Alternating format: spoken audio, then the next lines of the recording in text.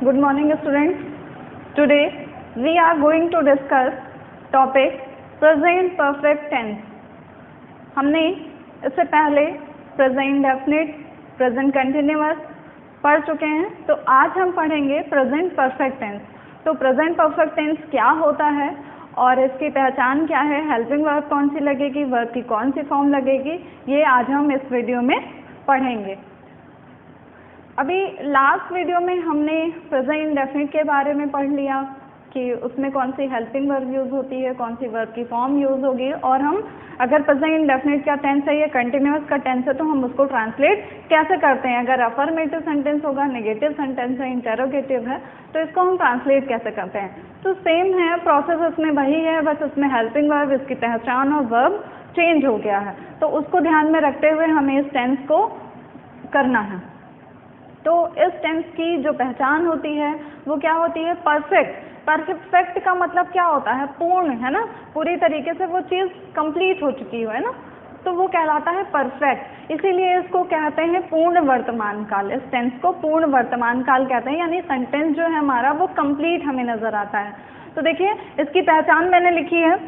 वाक्य के अंत में क्या आता है, चुका है, चुकी हैं, चुके हैं, है ना। इसमें हेल्पिंग वर्ब यूज होती है हैज और हैव।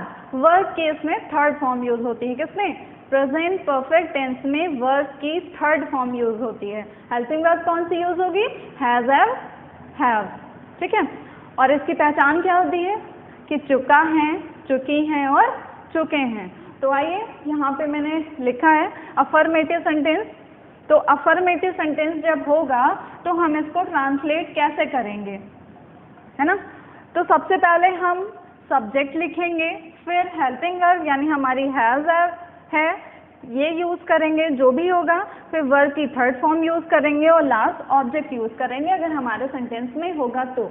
अब देखिए हैज़ किसके साथ लगेगा और हैव का यूज़ किसके साथ करेंगे, तो इसमें ज़्यादातर सबको कन्फ्यूज़न रहती है। तो हैज़ लगता है सिंगुलर पर्सन के साथ और हैव का यूज़ हम करेंगे प्लूरल पर्सन के साथ, ठीक है।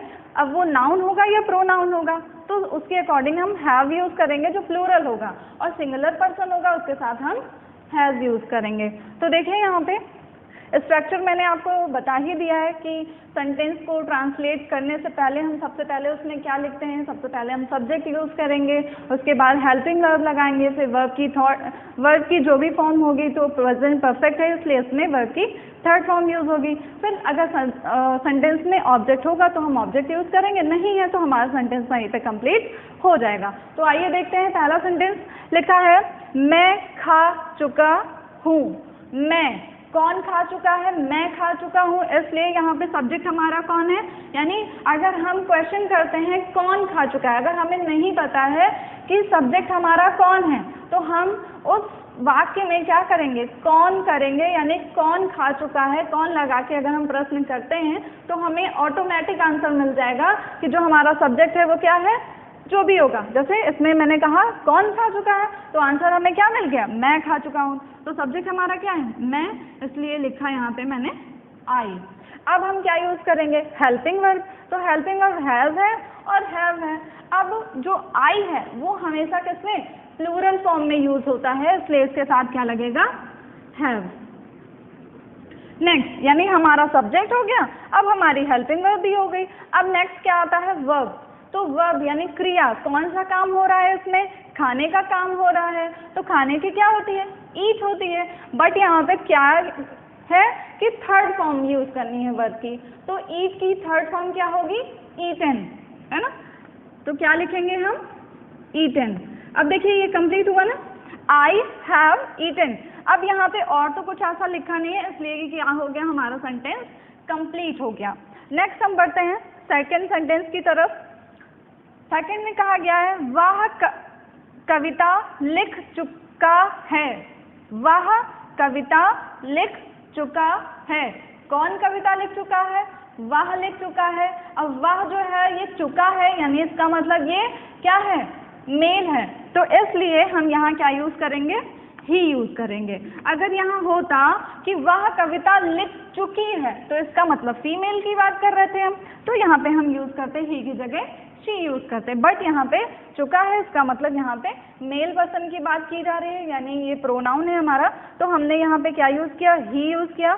अब ही के बाद हम हेल्पिंग वर्ब कौन से लगाएंगे, तो ही हमारा क्या है, सिंगुलर पर्सन है, इसलिए हम इसके साथ क्या यूज करेंगे, हैज का यूज करेंगे।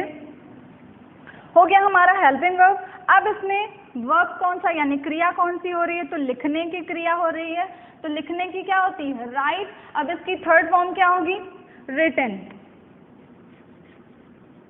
Written, he has written. अब इसमें देखिए ऑब्जेक्ट भी दिया है, ये सेंटेंस हमारा यहीं कंप्लीट नहीं हुआ, वह हमने लिख दिया, लिख चुका है हो गया, तो ही हैज रिटन, वह लिख चुका, लेकिन इसमें देखिए क्या लिख चुका है, कविता लिख चुका है, इसलिए क्या होगा, he has written a poem. ठीक है, ये हमारा क्या हो गया, अ पोयम ऑब्जेक्ट हो गया। अब ये सेंटेंस हमारा यहीं पे कंप्लीट हो गया। नेक्स्ट हम बढ़ते हैं, थर्ड है रीता गाना गा चुकी है। देखिए यहाँ पे नेम दिया है, इसका मतलब ये नाउन है, हमारा जो सब्जेक्ट होगा वो क्या है, नाउन है। सब्जेक्ट हमारे या तो नाउन होते हैं या प्रोनाउन होते हैं। तो देखिए कौन गाना गा चुका है, रीता गा चुकी है, इसलिए हमने क्या लिखा, रीता। अब रीता सिंगुलर है या प्लूरल, यानी रीता किसी एक ही लड़की का नाम है, यहाँ हम किसी एक लड़की रीता की बात कर रहे हैं, तो ये रीता क्या है, सिंगुलर है, इसलिए हम इसके साथ क्या यूज करेंगे, हैज। तो रीता हैज। अब इसमें कौन सा काम रीता कर रही है, गाने का काम कर रही है, तो गाने की क्या होती है, सिंग होती है, बट यहाँ थर्ड फॉर्म यूज होगी, तो क्या होगा, संग। क्या गा चुकी है, गाना गा चुकी है, तो क्या होगा, संगा सॉन्ग। ये सेंटेंस हमारा यहाँ कंप्लीट हो गया।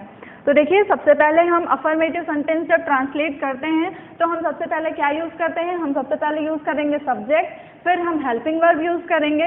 हेल्पिंग वर्ब के बाद जो भी हमारी यानी वर्ब की थर्ड फॉर्म है परफेक्ट में, इसलिए हमने थर्ड फॉर्म यूज किया, और अगर ऑब्जेक्ट है तो यूज किया, नहीं है तो नहीं यूज किया। जैसे पहले सेंटेंस में देखिए इसमें ऑब्जेक्ट नहीं था, अगर यहाँ होता मैं खाना खा चुका हूँ तो यहाँ पे आ जाता है हमारा ऑब्जेक्ट फूड, बट यहाँ पे खाना नहीं लिखा है, सिर्फ लिखा है मैं खा चुका हूँ, इसलिए ये सेंटेंस वहीं पे कंप्लीट हो गया। बट बाकी के दो सेंटेंसेस में हमारे ऑब्जेक्ट दिए थे तो हमने ऑब्जेक्ट ऐड किए। इसी तरीके से अब निगेटिव आता है, निगेटिव जिसमें आपको नकारात्मक मिलेगा वाक्य, जैसे मैं नहीं खा चुका हूँ, वह कविता नहीं लिख चुका है, रीता गाना गा चुकी है, नहीं गा चुकी है, सॉरी। अब देखिए निगेटिव सेंटेंस को ट्रांसलेट करने से पहले हम स्ट्रक्चर देख लेते हैं। अगर स्ट्रक्चर हमें पता होगा तो हमें ट्रांसलेट करने में भी आसानी होगी। तो सबसे पहले हम यूज करेंगे सब्जेक्ट, फिर हैव, फिर नॉट, वर्ब की थर्ड फॉर्म और ऑब्जेक्ट। तो देखिए पहला सेंटेंस आइए हम ट्रांसलेट करते हैं, मैं नहीं खा चुका हूँ। तो हमारा सब्जेक्ट कौन है, मैं, इसलिए हमने लिखा आई के साथ अभी हमने आपको बताया था कि क्या लगता है, हैव।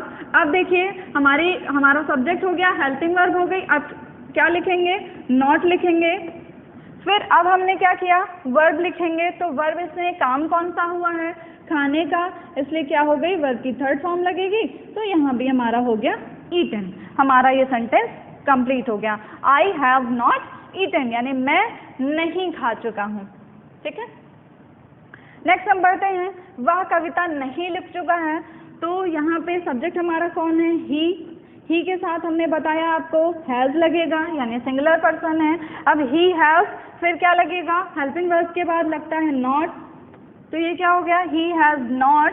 अब इसमें काम हो रहा है लिखने का, इसलिए क्या होगा यहाँ पे, थर्ड फॉर्म रिटन, क्या नहीं लिख चुका है, अ पोयम, है ना, सेंटेंस कंप्लीट। रीता गाना नहीं गा चुकी है, तो क्या होगा, कौन, रीता।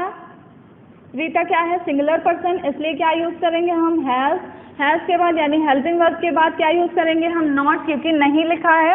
अब क्या होगा यहाँ पे संग, क्योंकि वर्ब की थर्ड फॉर्म यूज होगी। तो रीता क्या कर रही है, गाने का काम कर रही है, वो क्या गा चुकी है, अ सॉन्ग। ठीक है, तो आपके ये अफर्मेटिव और निगेटिव सेंटेंस हो गए। देखिए यहाँ पे दिया आई हैव इटन, मैं खा चुका हूँ, यहाँ पे दिया आई हैव नॉट इटन, मैं नहीं खा चुका हूँ। तो जहाँ पे अफर्मेटिव से नेगेटिव बनाना होगा तो हमें कुछ खास प्रोसेस नहीं चेंजेस करने पड़ते हैं, सिर्फ हमारी जो हेल्पिंग वर्ब होती है उसके बाद हम नॉट ऐड कर देते हैं तो हमारा सेंटेंस बन जाता है नेगेटिव।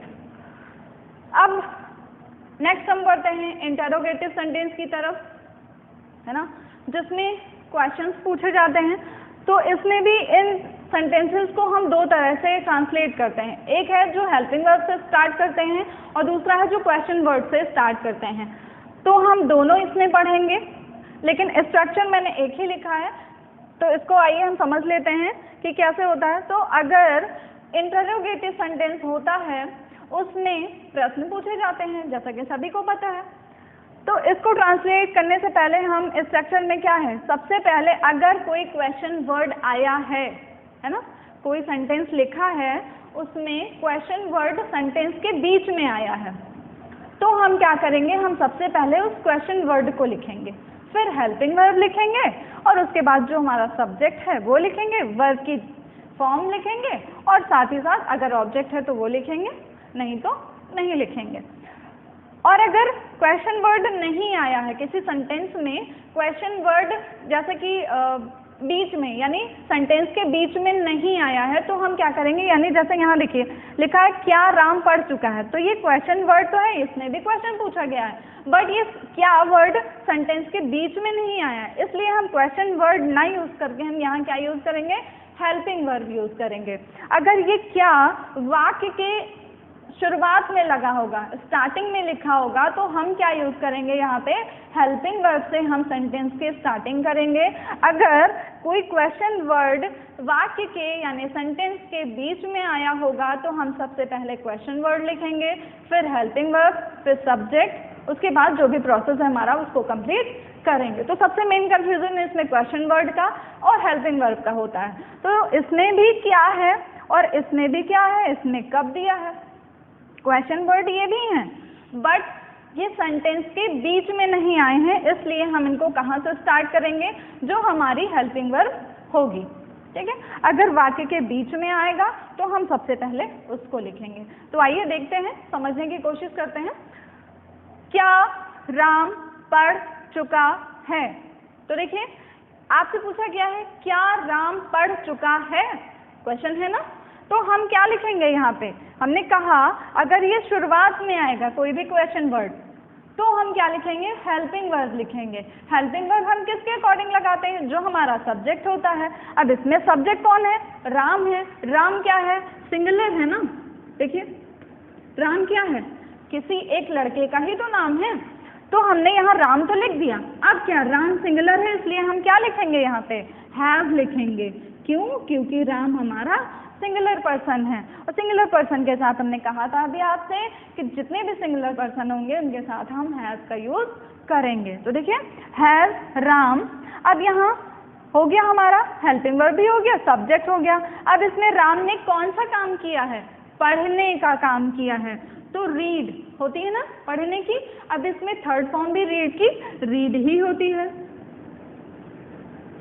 अब इसमें और तो कुछ ऐसा दिया नहीं है, हैज राम रीड। अगर होता बुक पढ़ रहा, क्या राम किताब पढ़ चुका है, तो यहाँ पे बुक ऐड हो जाता, लेकिन हाँ यहाँ पे ऑब्जेक्ट नहीं दिया है, इसलिए हमारा सेंटेंस यहीं कंप्लीट हो गया। नेक्स्ट हम देखते हैं क्या वह कविता लिख चुका है, तो यहाँ पे क्या होगा, यहाँ भी क्या आया है और वो भी वाक्य के शुरुआत में आया है, इसलिए ये भी सेंटेंस हमारा हेल्पिंग वर्ब से ही स्टार्ट होगा। तो यहाँ ही है हमारा सब्जेक्ट, ही भी सिंगुलर है, इसलिए हम क्या यूज करेंगे, यहाँ पे हैज, ठीक है। उसके बाद अब हमारा सब्जेक्ट कौन है, ही है, हैव ही। अब इसमें सॉरी, ठीक है, हो गया हमारा हेल्पिंग वर्ब हो गई, सब्जेक्ट हो गया। अब वर्ब यानी लिखने का काम हुआ है ना इसमें, तो क्या होगा, रिटन, क्या लिख चुका है, पोयम, और लास्ट में क्वेश्चन मार्क। तो ये हो गया हमारी हेल्पिंग वर्ब, ये सब्जेक्ट, फिर आ गया वर्ब और ये ऑब्जेक्ट, हमारा सेंटेंस कंप्लीट। नेक्स्ट हम बढ़ते हैं, अब ये आता है क्वेश्चन वर्ड टाइप, ये आपका इंटरोगेटिव सेंटेंस है। देखिए इसमें क्या करेंगे हम, जब इसको ट्रांसलेट करेंगे तब आपको स्पेशली ध्यान देना होगा। आप कब खा चुके हैं, है ना। तो हमने कहा इसमें क्या है, जो कब वर्ड है ये क्वेश्चन वर्ड है और कहाँ आया है, सेंटेंस के बीच में आया है, इसलिए हम इसको सबसे पहले लिखेंगे। हमने कहा था अगर कोई क्वेश्चन वर्ड वाक्य के बीच में आएगा तो हम सबसे पहले उसको लिखेंगे। तो कब की क्या होती है, व्हेन। फिर अब हम क्या लिखेंगे, हेल्पिंग वर्ब लिखेंगे, लेकिन हमें नहीं पता हेल्पिंग वर्ब हम कैसे लिखेंगे, कौन सी हैज लगाएंगे या हैव लगाएंगे। तो हम किसको देखेंगे, जो हमारा सब्जेक्ट होगा। इसमें सब्जेक्ट कौन है, आप खा चुके हैं, तो कौन खा चुका है, आप। इसका मतलब क्या हो गया, यू हमारा सब्जेक्ट है। यू क्या है, सिंगुलर है या प्लूरल है। तो जैसा आप सबको पता है कि यू हमेशा प्लूरल आता है ना। तो यहाँ पे क्या लगेगा, हैव यूज होगा। तो देखिए व्हेन, हैव। अब हम क्या लिखेंगे, हमारा सब्जेक्ट, सब्जेक्ट कौन है, यू। अब इसमें कौन सा काम हुआ है, खाने का काम हुआ है, इसलिए क्या होगी, ईट होती है, बट यहाँ पे क्या लिखेंगे हम, थर्ड फॉर्म ईटन और last question mark. When have you eaten. अगर यहाँ होता क्या आप खा चुके हैं, तो हम लिखते हैं sentence have you eaten, but यहाँ लिखा था क्या, सॉरी, आप कब खा चुके हैं, तो हमने इस कब को सबसे पहले लिखा, फिर हेल्पिंग वर्ब लिखी, फिर सब्जेक्ट लिखा, फिर वर्ब लिख दिया। तो ये सेंटेंस हमारा यहीं कंप्लीट हो गया। तो आई थिंक आपको ये जो प्रेजेंट परफेक्ट टेंस मैंने समझाने की कोशिश की है, उम्मीद करते हैं कि आपको ये समझ में आया होगा, और अगर समझ में आया होगा तो इस वीडियो को लाइक ज़रूर कीजिएगा। ओके, थैंक यू क्लास, मिलते हैं फिर नेक्स्ट क्लास में। Thank you.